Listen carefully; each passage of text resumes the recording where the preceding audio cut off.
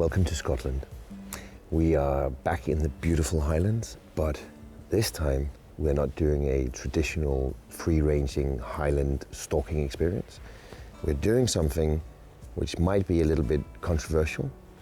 We're hunting in a deer farm, or in a deer park. The area here is about 1,000 acres, and they have red deer, fallow deer, bison, the European bison, and Muflon. And we're hunting a big old Muflon ram. Hunting in a deer park, as I said, it might be a little bit controversial. There's a lot of opinions about, is it hunting, is it stalking, is it fair game? Obviously it's not free range. It's 1,000 acres, we know the animals are here, but I'm really curious as to how the hunting and stalking will be. I've never done this, so it's a new experience for me, but I really try not to be biased when it comes to hunting. If there's a specific type of hunting, like hunting in a deer park, and I haven't tried it yet, then I try not to have any biased opinions about it. So this is really exciting for me because I get to try something new, and it might be great fun and a really good experience, or it might not be. We don't know, and that's also quite exciting. But the plan is that we're going to stalk around, locate the rams. They are, at this time, they're just about rutting, so they've split up into small groups. Find a nice old Muflon ram, and then try to stalk him. When we've done that, we'll do a recap of how was this experience. Did I like it? Did it feel like proper hunting? Or was it a different experience? And then we'll be wiser and we might actually learn something today. So I'm really excited about this.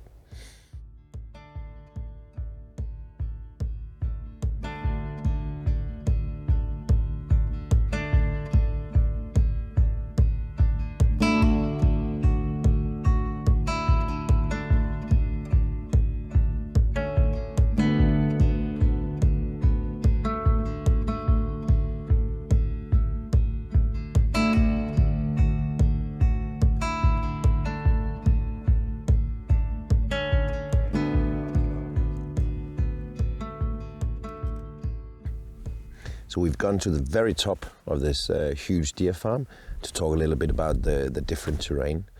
So Jimmy, you're up.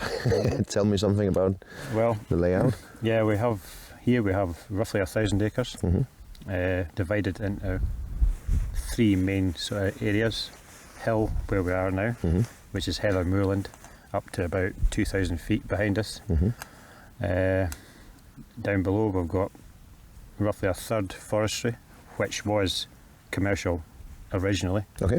Pheasant cover, whatever. Yeah.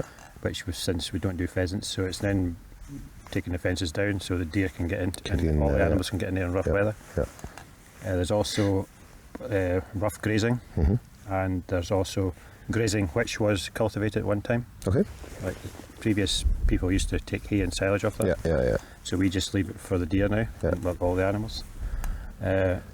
Then there's broom, gorse, mix, heather, scrubland, which you really need that if you've got red deer, because the hinds prefer to calf in cover. Okay. They don't feel easy if they have to calf in a grass field. Okay. And you'll get high mortality amongst the calves. Well, because the hinds will leave them? Probably leave them. Yeah. So much disturbance. Okay. So the broom really comes in handy because nearly everything calves in there. Okay. Some calf in the wood and some come up here to calf, and they always go in their own usually. Yeah. And a week later they'll join the herd again. They'll come back. So they can freely, all the animals can freely move? Freely roam up and down.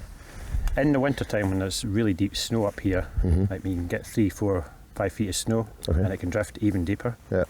In which case I will then get them back down and then shut the gate. Okay. Because they could just walk out of here. Yeah. You know what I mean? Oh, of course. The fence would be covered. Yeah, they can.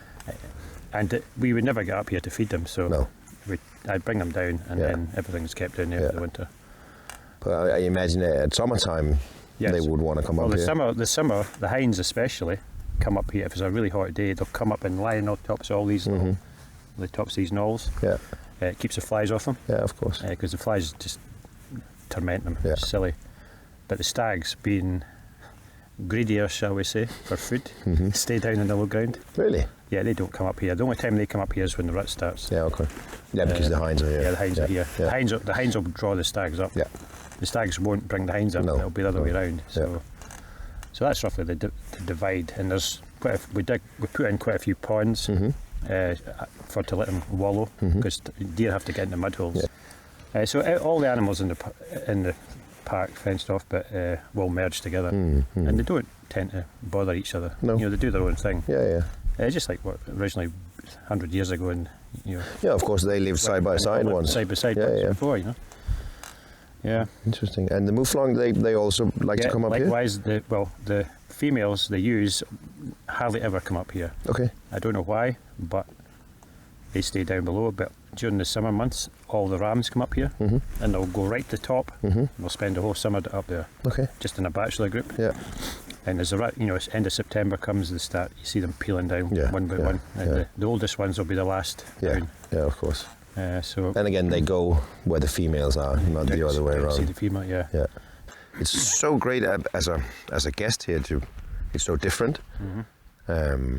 Gives a lovely variation of the experience. That's part of the reason we've incorporated all this different habitat, is just to leave the animals to act as they would if they were in the wild. Yeah. I mean, when you're hunting in here, it can be harder in some ways than being out in open hill. Yeah. Because there's so many sets of eyes in here, and it can be quite difficult. Yeah.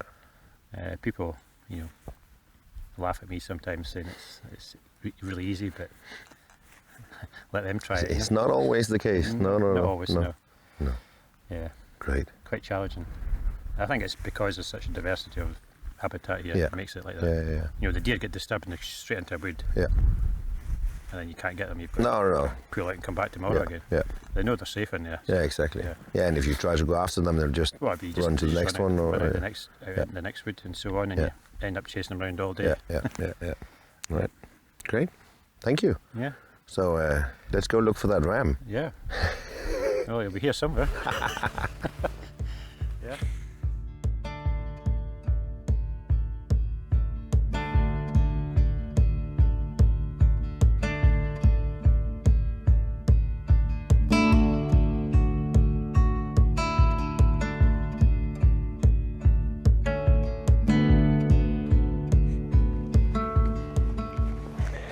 So the stalk is on. We've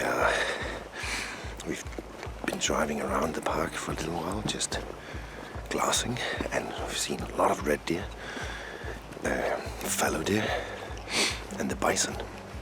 Actually, we haven't seen that many muflons, but as Jimmy said, they are rotting, so they've divided up into smaller groups, and we are going for a specific ram, the oldest one in here, and he's got a full curve to his horns, so that's also a bit of a challenge to go for a specific animal.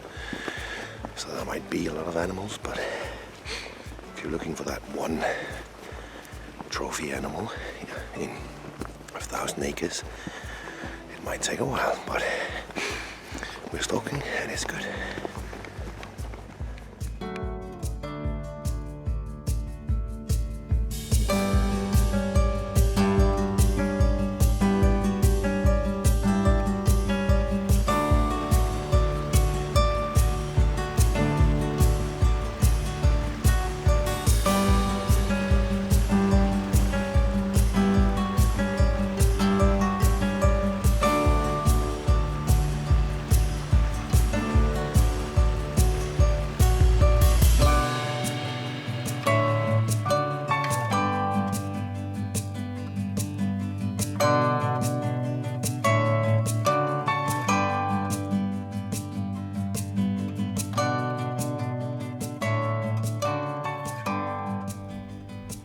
These beautiful animals behind me are the European bison.